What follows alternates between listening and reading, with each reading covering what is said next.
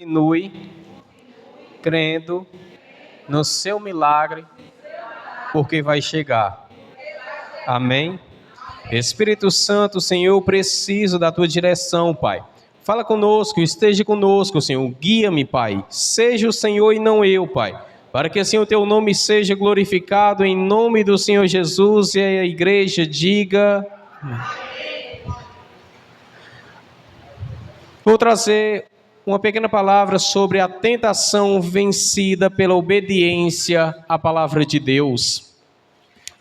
Em Mateus capítulo de número 4, versículo de número 1 ao 11, vai mostrar Jesus sendo tentado no deserto. E foi o Espírito Santo que induziu o Senhor Jesus a isso, a ser conduzido ao deserto. Vocês percebam que muitas vezes, eu quero que a igreja compreenda isso, por favor. O próprio Espírito Santo muitas vezes vai permitir vocês passar por situações ruins, passar por situações dolorosas, mas isso é para provar a sua fé, isso é para provar a sua fé como está. E tem muitas vezes que as pessoas não compreendem tais coisas e começa a murmurar, começa a reclamar e dizer: Senhor, por que é que eu estou passando por tudo isso? Por que é que minha vida vai de mal a pior? Por que é que eu estou sofrendo tanto? Por que é que eu estou passando por tudo isso e parece que o Senhor não age? Por que é, Senhor? E começa a se questionar para com Deus. Entenda uma coisa, quando o Senhor permite você passar por situações, é para provar a sua fé. Porque como é que nós vamos abrir a nossa boca e falar: olha, eu tenho fé, e quando chegar um momento da tribulação, quando é necessário você mostrar a fé, você então recuar, você então voltar para trás? A Bíblia diz em Hebreus que quando uma pessoa recua na fé, o Senhor não tem prazer naquela alma. Entenda uma coisa: ainda que você esteja fraco, ainda que você esteja cansado, desfalecido, mas se você tiver um pouquinho de fé, é o suficiente para agradar a presença do seu Deus. Se você tiver uma fé do tamanho de um grão de mostarda, é o suficiente para você começar a agradar a Deus. Sabe por que é que Jesus comparou a isso? Uma fé do tamanho de um grão de mostarda, justamente porque aquele grão, quando jogado na terra, quando for aguado, quando receber o sol, então ele vai crescer e vai se tornar uma árvore. Da mesma forma é a nossa fé, quando é regada, quando é então fortalecida, vai começar a crescer, e não vai ser mais qualquer coisa que vai afetar você, porque tem pessoas que quando a fé ainda está pequena, aprenda isso, quando ouve os outros falar da sua vida, olha, fulano está falando da sua vida, começa então a querer revidar, começa então a querer usar na força do braço uma resposta, aí começa a xingar aquelas pessoas. Mas o que Jesus ensina: orai por aquelas pessoas que vos perseguem, bendizei aqueles que vos maldizem. Mas por quê? Porque entenda uma coisa: a nossa guerra não é contra sangue, a nossa guerra não é contra carne. Em outras palavras, para vocês compreenderem melhor, a nossa luta, a nossa guerra não é contra as pessoas que nos perseguem, a nossa guerra não é contra aquelas pessoas que nos maldizem, a nossa guerra é no mundo espiritual, é no mundo celestial, a nossa guerra é contra demônios. Aí tem pessoas que não gostam de ouvir esse nome, mas é interessante que quando está em casa começa a dizer: eita diabo, isso não está prestando, chamando o próprio nome do diabo, e muitas vezes não percebe isso, aí chama palavrão dentro de casa, aí xinga o esposo, xinga a esposa, aí começa a dizer que a comida não presta, que a casa não presta, começa a atrair presenças malignas e não entende depois porque é que está passando tanta situação ruim. Entenda uma coisa: a tentação vencida pela obediência à palavra de Deus. Jesus Jesus, ele vence Satanás no deserto porque ele é fiel a Deus, ele é fiel ao Pai. Agora, como é que nós vamos vencer as tentações que o diabo envia para nós se nós não estivermos em obediência à palavra de Deus? Não tem como vencer. Não tem como. Se você, se eu, se qualquer um de nós não obedece à palavra de Deus, jamais teremos forças para vencer a tentação.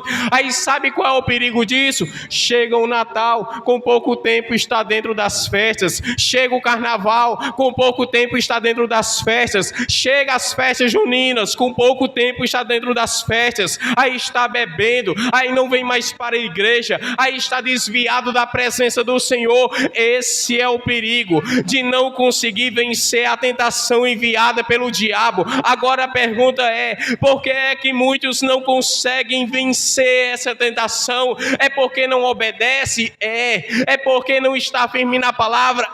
Mas tudo isso tem uma base. Qual é essa base? Eu quero a participação da igreja. A igreja pergunta qual? Falta de oração, falta de jejum, falta de buscar a Deus, falta de uma intimidade para com o Senhor. Porque tem pessoas que podem colocar o joelho no chão aqui dentro, mas quando chega em casa, parece que o joelho fica igual uma estaca, não droba, não se quebra. É necessário bater com o machado para então se ajoelhar no chão. Esse é o preocupante de muitas pessoas que não conseguem mais se prostrar diante do seu Deus, não conseguem mais ter uma intimidade com Deus. Eu não estou dizendo isso, entenda, porque eu quero ser santo. Pelo contrário, eu estou dizendo isso porque quem determina é a palavra de Deus. Quem determina essas coisas é a palavra do nosso Senhor Jesus Cristo. É a palavra que Ele veio nos trazer, porque Ele deixou claro: quando entrares dentro do seu quarto, fecha a porta e vai se ajoelhar e em secreto ora ao teu Pai. Aí tem muitas pessoas que não conseguem mais orar. Outros não têm mais forças de ler a Bíblia. Parece que a Bíblia se torna uma pedra. Parece que a Bíblia se torna então uma rocha. Difícil é de abri-la. Difícil é de lê-la. Difícil é de meditá-la. Aí o que acontece? Falta conhecimento. Não conseguem ter sabedoria, não conseguem ter uma intimidade com Deus e depois se pergunta, se questiona: por que é que Deus não fala comigo? É simples a resposta: porque você não abre a Bíblia. E tem gente que abre tanto que deixa lá no Salmo 23 em um instante aberta, mas não tem coragem de ler. Tem gente que abre a Bíblia 91, mas não tem forças de ler, deixa lá como uma decoração. Entenda uma coisa: Bíblia não é decoração. Para essa Bíblia chegar hoje até a minha mão, até a sua mão, teve sangue derramado. Não, eu vou repetir isso ainda mais forte: para estas escrituras santas chegarem à minha mão, à sua mão, teve sangue derramado. E não foi somente um sangue, foi sangue de várias pessoas. Teve pessoas que não se sujeitaram às paixões do mundo e por isso foram perseguidas e mortas. Teve pessoas que foram apedrejadas. Teve pessoas que tiveram sua cabeça decapitada, seu pescoço cortado. Teve pessoas que tiveram braços arrancados, mulheres abusadas. E a Bíblia diz: essas pessoas não foram dignas de estar nesse mundo. Este mundo não foi digno de receber essas pessoas, porque essas pessoas resolveram obedecer ao Deus vivo. Essas pessoas resolveram obedecer ao Deus fiel que enviou o seu Filho para salvar a humanidade desse mundo contaminado pelo pecado. Aí essas pessoas morreram, cada uma delas foi perecendo, mas as mesmas, quando foram perguntadas: vai negar Jesus? Elas diziam: eu não posso negar ao meu Salvador. Quando Estevão foi perguntado: vai negar esse Deus? Ele disse: eu não, eu estou vendo para os céus e vejo ao Senhor assentado em seu trono à destra do Deus Pai Todo-Poderoso. Foi apedrejado, mas não negou o Senhor e subiu e está com o Senhor também. Quando Paulo foi perguntado se ele negaria ao seu Deus, ele disse: jamais.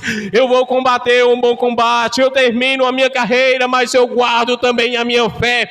Eu posso perder todas as coisas, mas se tem uma coisa que eu não perco é a minha fé. A minha fé está alicerçada no meu Deus. Tanto é que ele escreve à igreja de Filipenses: para mim o viver é Cristo e para mim o morrer é ganho. Por quê? Porque eu sei para onde vou. Cada um de nós também temos que ter essa certeza. Para onde nós vamos, não podemos ser peregrinos ao ponto de não saber para onde nós vamos. Jesus disse: eu sou o caminho, a verdade e a vida. Então ele deixou claro que nós temos que o seguir. Ele deixou claro que nós temos que obedecer. Agora o preocupante é isso, é a falta de intimidade para com Deus. É por isso que muitos estão perdidos. É por isso que muitos estão afastados da presença de Deus, porque não tem mais intimidade. Só tem uma vida aparente, uma vida religiosa, mas Deus não quer isso. E esse é o recado de Deus essa noite: pare de viver de aparência, pare de viver uma vida religiosa, viva uma vida verdadeira de intimidade para com o Senhor teu Deus. Viva uma vida verdadeira perante Deus e você vai ver o agir de Deus sobre a sua vida. Você vai começar a ver milagres acontecer, salvação acontecer, você vai começar a ver transformação acontecer, pessoas serem curadas de câncer, seja de qualquer doença que tiver. Por quê? Porque quando você vive uma vida em obediência à palavra do Senhor, você vai vencer tentação, você vai vencer este mundo, você vai vencer os demônios, você vai vencer os problemas, vocês vão vencer absolutamente tudo. Por quê? Porque se o Senhor é por nós, então quem será contra nós? Agora é necessário entender uma coisa: obediência é essencial, obediência é necessária, obediência é a chave para nós morarmos junto com o Senhor um dia. Agradeço a oportunidade.